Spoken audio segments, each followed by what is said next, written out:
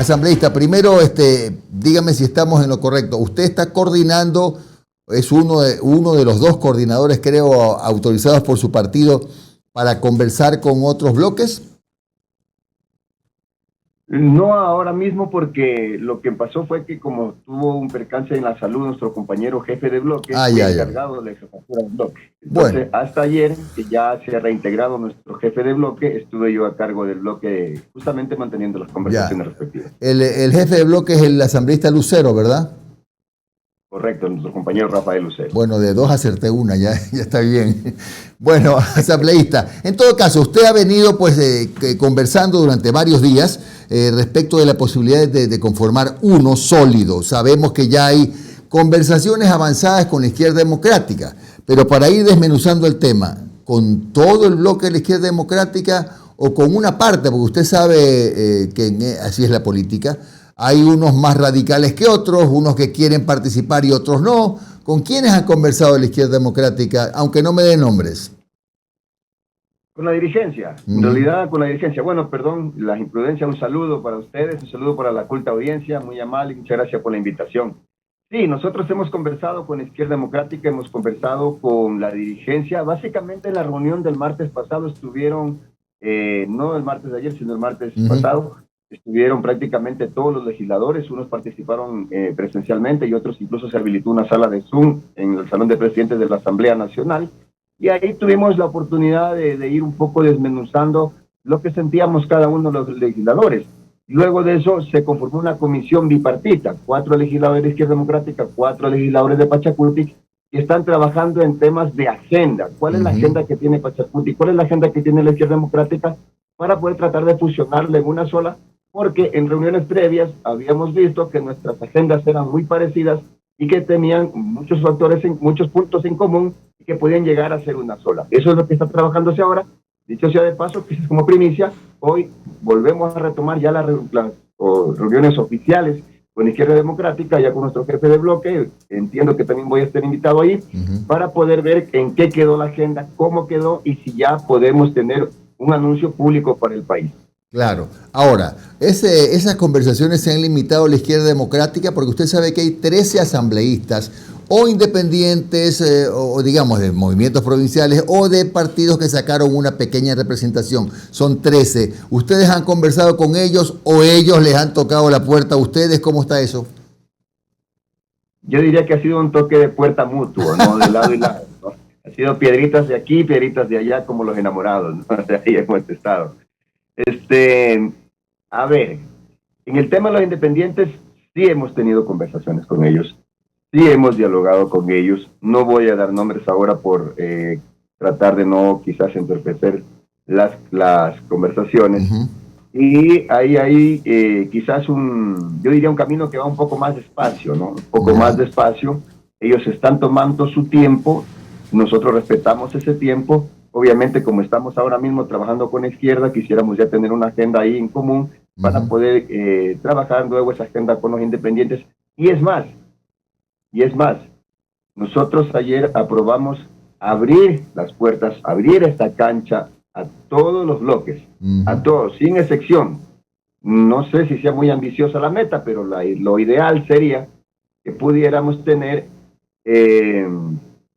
un acuerdo entre todos los bloques. Es que tampoco es que seamos muchos, porque apenas prácticamente con los independientes terminamos siendo 6 bloques legislativos, aunque de los independientes todavía no se comprenda como bloque, pero en todo caso, pues, pudiéramos creer que por ahí podría ir el camino, y por eso decimos, bueno, a ver, hagamos un intento por unirnos todos, pero en realidad es una meta ambiciosa, lo entendemos, pero vamos a escucharnos todos. Ahora, ustedes también tienen la meta de captar la presidencia de la Asamblea, que es una legítima aspiración de una fuerza política de la importancia de Pachacutic. Me pregunto si para captar esta presidencia van a tener que sentarse también a conversar con UNES, con el bloque más numeroso. Por supuesto, cuando decimos todos no excluimos a nadie. Y si tiene que ser UNES, tendrá que ser UNES. Si tiene que ser Creo, tendrá que ser Creo. Si tiene que ser socialcristianos, tendrán que ser socialcristianos. Ojo, por el bien del país. 1. 2. Privilegiando agenda legislativa. A nosotros no nos quite el sueño tener la dirección, la presidencia, la asamblea. A nosotros lo que nos quita el sueño es que podamos tener una agenda de país común entre todos. Es decir, por esto nos vamos a poner de acuerdo. Pero si pretenden que nos sentemos a conversar únicamente para debatir cómo nos vamos a repartir la asamblea, ahí no jugamos nosotros. Claro. En ese juego no entramos nosotros porque eso no va con nosotros. Pero asambleísta, Estamos proponiendo, coincidimos, en qué no coincidimos, tratemos de hablar. Si es que hay puntos de acuerdo, vamos adelante. Si no, pues vamos caminando con los que creamos que podemos avanzar. es decir, van a hacer una agenda en las cosas en las que están de acuerdo. Habrá cosas en las que intuyo que nunca estarán de acuerdo. Ustedes son antiprivatizadores, antimineros y por ese lado no se van no van a coincidir con Creo y con los Social Cristianos, por lo menos en esa parte, ¿no? Sí, así es. Correcto. Bueno. Nosotros en el tema de privatizaciones queda totalmente claro, no vamos por ese lado. No vamos por los lados de que le quieran meter mano al Seguro Social o al Banco Central. Entonces yo creo que tenemos cosas claras para el país, ¿no? Tenemos propuestas claras para el país y tenemos líneas rojas que no van a poder pasarse. Ojalá esas líneas rojas no sean el detonante para no llegar a acuerdos. Ojalá encontremos líneas verdes que sí nos permitan llegar a acuerdos, pero eso va a depender también mucho de la voluntad de los otros bloques. Hoy creo que somos los primeros en lanzar este llamado a todos los bloques, en decirles: sentémonos a conversar, a ver, analicemos cada una de sus agendas, revisemos y veamos si es que podemos construir una agenda en común. Abogado, buenos días, les saludo Omar Jaén. Pasemos de zapatos rojos a líneas rojas. ¿Cuáles son esas líneas? O sea, deme ahí el decálogo de las líneas rojas con las cuales ustedes jamás podrían ceder quizás en algún proyecto del gobierno. Y ahora, me permito ahí incluirle un comentario que medio pregunta. Se está escuchando mucho esta palabra gobernabilidad, que ojalá haya la gobernabilidad. Perfecto, pero la oposición en democracia es totalmente válida. Tampoco es que en la asamblea vayan a ser como esos perritos que van en los taxis, que van así moviendo la cabeza, solamente haciendo así. Si hay que decir no, hay que justificar ese no. ¿Ustedes cómo van a hacer oposición desde la asamblea? A ver, pasando de los zapatos rojos a la línea roja, porque me ha hecho dos preguntas en una y antes de que se me olvide la primera. Sí. Mire, yo voy a ser frontal en ese tema y voy a decir, no voy a hablar en general. El gobierno, el actual presidente, ha planteado delegar a la iniciativa privada la salud. Y en ese contexto, en el delegar a la iniciativa privada la salud, son líneas no solamente rojas, rojísimas para nosotros. Jamás permitiremos que la salud pública sea delegada a la iniciativa privada, ni los hospitales públicos, ni la seguridad social. Ahí somos totalmente claros en ese tema. También el mismo plan de gobierno contempla, del señor Lasso, por si acaso, contempla de que la educación pública podría ser derivada a la iniciativa privada. Tampoco estaremos de acuerdo con eso. Ahí tenemos una línea roja que no permitiremos que se traspase. Solo les pongo ahí dos ejemplos en los que no estaremos jamás de acuerdo.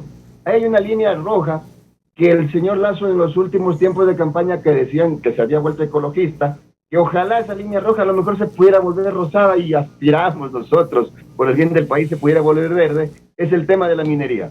Él ha dicho que podría revisar los contratos mineros. Vamos a revisarlo. Le proponemos, hagamos una auditoría minera y veamos cuáles son las compañías mineras que nos están contaminando el agua. Nuestra lucha no es contra la minería y debemos ser en ese aspecto totalmente francos. Nosotros hemos madurado mucho en este tema de la minería. Nuestra lucha es contra la contaminación de nuestros ríos, de nuestras aguas, del agua que van a necesitar tomar nuestros hijos. Hace más de mes y medio, Santa Rosa se intoxicó más de la mitad de la población. Los hospitales no se daban abasto, y fue consecuencia de la contaminación del río donde ellos beben agua. Entonces, ahí podríamos tener una línea roja que podría pasarse de repente a rosada, agua verde, por utilizar colores. En el tema de la oposición, que también es una pregunta que usted me planteó, Omar, mire, nosotros somos ahí totalmente prácticos, ¿sí? Nosotros vamos a hacer una oposición madura en el evento de que nos obliguen a hacer oposición. Yo creo que deberíamos ponernos de acuerdo con el Ejecutivo. Deberíamos tener la suficiente madurez con el Ejecutivo para por lo menos en los primeros 100 días tratar de dejar esas líneas rojas para después. Para por lo menos en los primeros 100 días darle esa famosa gobernabilidad que pretenden que le den. Pero si pretenden de entrada, entrar como dicen en mi tierra, pateando el perro, pues van a encontrar a un Pachacutic bien parado. Ahora, no solamente a Pachacutic, van a encontrar una base social que les va a responder a la altura. Obvio, no vamos a hacer esa oposición ortodoxa, esa oposición que va a convocar a la gente a las calles, no. Nos vamos a defender en la asamblea porque ahora somos 27, pues. Pero abogado, ahora tenemos voz y voto en la Asamblea Nacional. Abogado, a ver, compañeros suyos de Pachacutic, la CONAIE forma parte de Pachacutic. El FUT es aliado de Pachacutic. Ellos ya han lanzado comunicados diciendo nuestra lucha es en las calles. La CONAIE ayer, por ejemplo, dice que ante el shock económico que para ellos es inminente que se viene en el país, que ellos están pidiendo a las bases que estén preparadas en el caso de movilización. Insisto, parecería que hay como una narrativa en este momento en donde, si tú haces oposición al gobierno no eres democrático. Y reitero, la oposición es parte del juego de la democracia. Pero por eso yo aquí a todos los bloques les estoy preguntando cuáles son sus líneas rojas. Porque, por último, el señor Lasso siempre fue claro con sus propuestas y la mayoría del pueblo votó por él. Pero también ustedes como función legislativa tienen que hacer el contrapeso.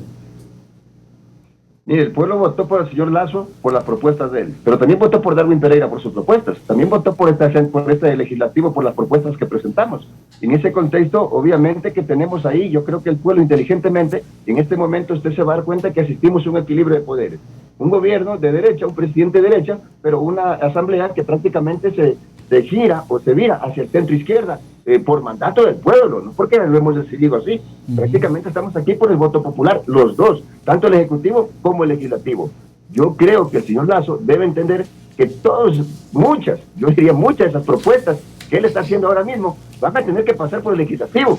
Y ojo, no habemos legisladores mudos acá. Cuidado y se confunden decir, mándame este proyecto a la Asamblea y que la Asamblea me lo apruebe. Cuidado, nos equivocamos con estas cosas. Cuidado, mañana decimos, voy a reformar esta ley, voy a reformarla de acá, voy a derogarla de acá, voy a derogarla de acá, pensando que acá estamos para obedecer lo que él dice. O sea, tampoco es así, pues. Yo creo que hay que entender que aquí estamos legisladores que tenemos la suficiente capacidad para razonar, para así decir que en aras del país podríamos hablar de gobernabilidad, pero vamos despacio, pues vamos suave. O sea, gobernabilidad implica respetarnos entre los dos poderes. Y el Poder Legislativo en este momento no tiene legisladores mudos, no tiene legisladores incapaces, no tiene, en el caso de Pachacutic, legisladores que estén buscando puestos en el gobierno. Ojo, eso lo dejamos totalmente claro. Para nosotros, eso es un tema que no tiene discusión. Nosotros estamos buscando cómo privilegiamos una agenda país. Si nos ponemos de acuerdo en eso, qué chévere, bien, pero cuidado y se confunden mañana, que porque nos ponemos de acuerdo en la Asamblea, eso significa un apoyo al Ejecutivo. Para nada, nosotros tenemos claro cuál es nuestra posición, es más, tenemos claro cuál es el mandato que nos dieron nuestras bases, en el que está incluida la CONAIE. Yo no llamaría ahora mismo a incendiar el país, a ponerse en las calles. Yo creo que hay una oportunidad al gobierno y hay que irnos paso a paso, como dice en mi tierra, tiro a tiro. Vamos despacio, vamos viendo los proyectos que van llegando a la Asamblea y de acuerdo a eso vamos a ir juzgando para hacia dónde camina el Ejecutivo, que obviamente es hacia la derecha, pero vamos un poco a ver acá cómo lo enderezamos hacia el centro. Abogado, ¿qué tal? Le saluda Londra Santiago. Muy de acuerdo, piano. Que haya gobernabilidad, por supuesto, es lo que esperamos todos, porque no ha habido gobernabilidad en estos últimos 4 años, opinión personal, y hace falta que lo haya ahora. Y efectivamente hay que hacer tal vez una oposición sin violencia, completamente de acuerdo. Esas líneas rojas que usted menciona también son líneas rojas de muchas personas. Pero ahora a lo que voy es que ayer creo que sacamos el reportaje en donde Yacu Pérez hablaba de que, bueno, esperemos que Lasso cumpla con sus propuestas. Si no las cumple, entonces tendremos alguna reacción. Pero una de las propuestas de Lasso, abogado, es eliminar la Cenecit. Y ahora vemos a muchas personas que apoyaron al presidente electo en su campaña y ahora dicen, no, pero no se debe eliminar la Cenecit. Pero estaba muy claro en esa postura y en posturas que están muy claras en su programa de gobierno, cuál es su posición, porque de que lo va a hacer, lo va a hacer. ¿Y cómo ustedes entonces estarán a favor o en contra? ¿O cómo le dirán, por favor, aguante, eso no se puede hacer? ¿Qué pasará ahí? Es lo que no entiendo. A ver, ahí es justamente mucho gusto, Londra, saludarla, un gusto. Mire, ahí es justamente lo que hablaba hace un momento. El presidente dicho que va a eliminar la Cenecit, pero ¿usted cree que la puede eliminar sin los votos de la Asamblea Nacional? No lo puede hacer. Así que no podemos hablar de una cosa que no se puede hacer sin el contrapeso lógico y claro que tiene en la Asamblea Nacional. Se debe entender, el presidente debe entender que no tiene mayoría en la Asamblea. 1, 2, yo creo que tiene que entender el presidente que acá en la Asamblea Nacional no van a haber muchos asambleístas a los que pueda aplicarles lo que hizo Moreno. que te doy un ministerio, que te reparto los hospitales. Por el contrario, nosotros estamos fiscalizando los hospitales desde ahora, antes de posesionarnos. En mi provincia tengo una bronca tremenda con el hospital de mi provincia. Pero, en todo caso, yo creo que hay una lección que creo que este gobierno les va a tocar entender de entrada, ¿sí? Si no puedes comprar los asambleístas, ojalá que no hayan asambleístas que se vendan, por el amor de Dios, asambleístas que me están viendo, ojalá nadie se nos venda. Ojalá entendamos de que para eliminar la CNC, por ejemplo, tiene que pasar por la asamblea. Y yo le diría, a ver, puede ser que por eliminar ese famoso examen que tanto daño le ha hecho a la juventud para ingresar a la universidad, podamos decir, sentémonos a debatir. A ver, escuchemos, ¿qué es lo que tiene que decir? Yo le diría, ¿cuál es la alternativa entonces? ¿Quién va a controlar la educación superior en el país? Yo creo que eso no se le está diciendo al país, porque si eliminemos la CNC está muy, o sea, suena muy folclórico, suena muy bonito, muchos les gustaba la idea porque decían ya no vamos a tener el examen, pero alguien tendrá que regular la educación superior en el país. Si no la CNC, ¿quién iba a hacer? Eso no nos han dicho. Tampoco, repito, acá somos caja de resonancia para decir, nos dijo que eliminemos la CNC, corramos a eliminar la CNC. Discúlpeme, le repito, vemos aquí legisladores que vamos a hablar claro, piano, como usted lo acaba de decir. Perfecto, abogado. Abogado, usted había hecho una denuncia el 8 de abril. O sea, leí esa noticia en estos primeros días de abril. Justo lo mencionó algo del hospital, si no me equivoco, el Hospital Teófilo Dávila de Machala. ¿Me confirma, por favor, si estoy bien con la información? Está totalmente en lo cierto. Sí, ¿nos puede aclarar de qué va esa denuncia y al momento cuál es la situación?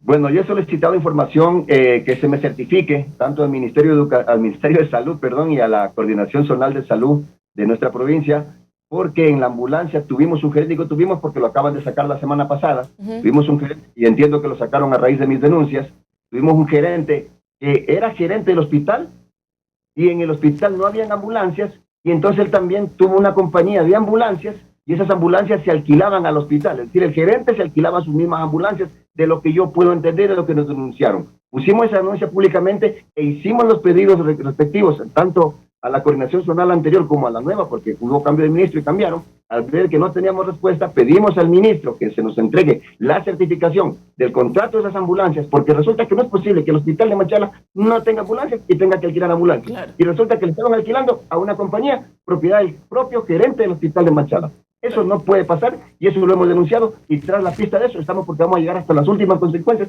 en esa denuncia que hemos hecho. Gracias al abogado Darwin Pereira, asambleísta electo por Pachacuti, y suerte en las conversaciones. Tenga usted un buen día, abogado. Muchísimas gracias. Buenos días, muy amable. Muchas gracias, abogado.